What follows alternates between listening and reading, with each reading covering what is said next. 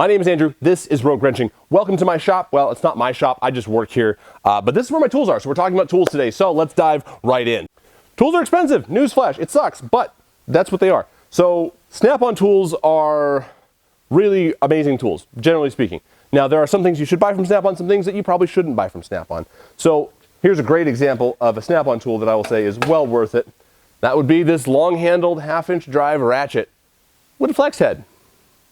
Now, this ratchet, when I bought it new about 6-7 years ago, I paid, I think, $210 for it when it was new. This thing retails right now for $311 and some change. Wow, that's a lot. That went up a crazy amount. So like this one tool, like, okay, that's $300 to buy a new one of those.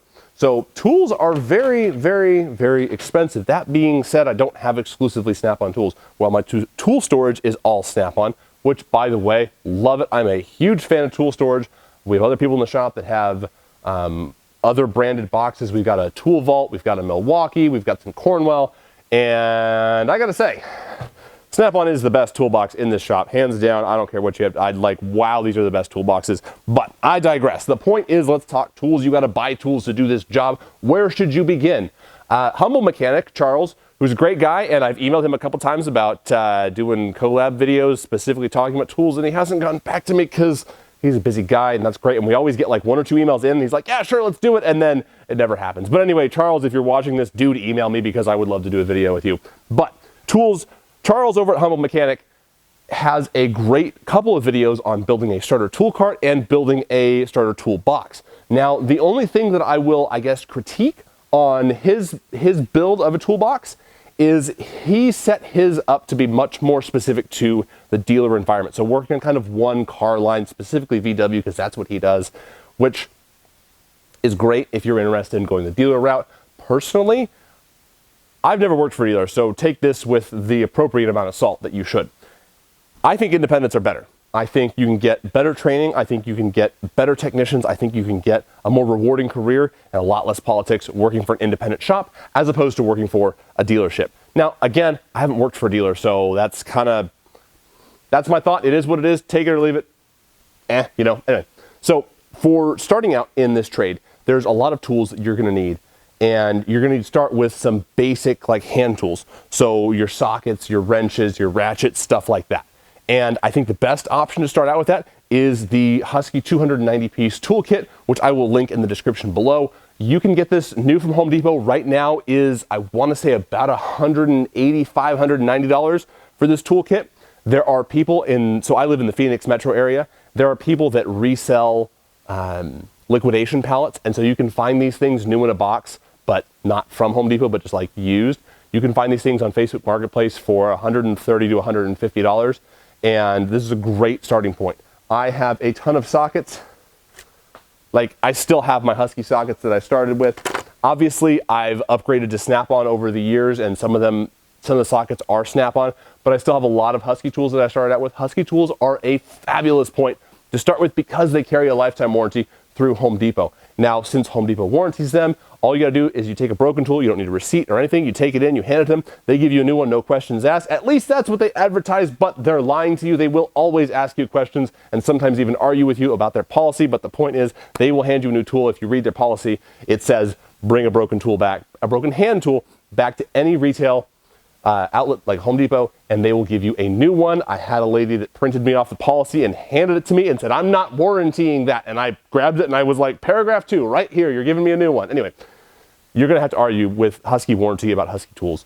But the point is, Husky tools are a great place to start. You do not need Snap-on to start. That being said, there are things that you should buy in Snap-on. And when I say you should buy them in Snap-on, I mean that at some point in your career, when the Husky has worn out or when you've determined you need a step up, you should step all the way up to the one that's going to last the rest of your career. So it was explained to me this way years ago, and that was that if you buy a cheap tool and it breaks, and you buy a little bit better tool and you use it for a while and then it breaks, and you buy a little bit better tool and you use it and it breaks, and you buy a little better and you use it and it breaks, and then you buy the one that lasts a lifetime. By the time you've gotten to buying that one that lasts a lifetime, let's just say for round numbers, it's a $200 tool from Snap-on and it's a $5 tool from Harbor Freight. So we start at the bottom, we spent $5, and then we stepped up a little bit, and so we spent $20 on it, and then we spent $40 on it, and then we spent $80. Like, you keep buying cheap tools enough, you paid for the nice one. Start with a nice one if you can afford it. Don't go into debt with tools because it's a whole mess. But you can buy tools used. You can buy tools from guys that are getting out of the industry. They'll sell you a box full of tools that's got like 30 grand worth of tools, and you can pick it up for $8,000 or $9,000. But be very careful with that, because retail tool value is driven heavily on whether it's new or not. So new Snap-on tools are worth a premium. New but not sold by Snap-on tools are worth probably 30 to 40% less than sold from Snap-on. Used Snap-on tools are worth 50% tops of retail. So you can buy tools used. You can buy used Snap-on, you can buy used Cornwell, Matco, Mac, whatever, right? There's a lot of different tool brands out there, and one of the bigger things when buying professional tools is who services your shop. In the shop that I work for now, we are serviced weekly by Cornwell and by Snap-on. We do not have a Matco guy, we do not have a Mac guy. So for those reasons, I do not buy those tools. I have some of each of them, and I will go and drive to the next town over to get warranty when I need it, but it's such a hassle, I don't recommend it. Buy from the dealer that you have regularly, and don't forget, Amazon has 2-day shipping on most of these tools in other brands. Wow, that was a little bit rambly. I apologize. If you guys are still watching this, then you obviously are serious about buying tools. So all that being said, ton of really great stuff that you can get on Amazon, ton of great stuff you can get elsewhere. So do your research, read reviews.